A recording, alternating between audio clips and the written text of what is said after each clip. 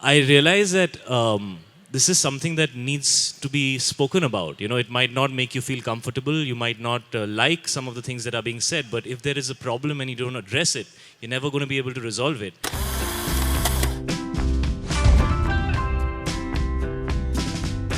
I don't know if that's a compliment, but I guess I should say thank you.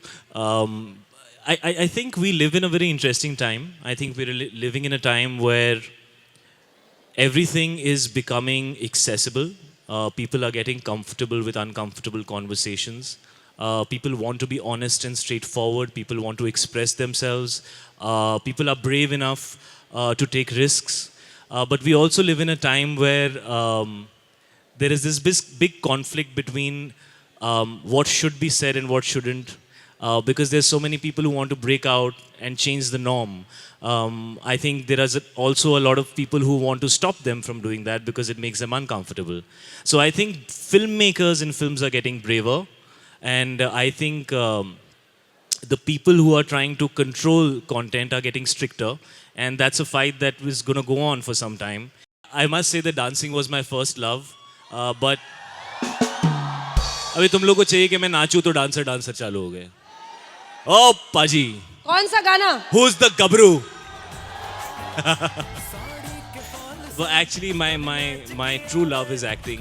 I really think that acting is something that has come to become very close to my heart because it allows me to play different characters. It allows me to represent life. It allows me to discover myself and express myself. So I think acting is my true love and dancing is my first crush. I never thought it'll actually happen. A lot of people think that I'm from a film background, but actually,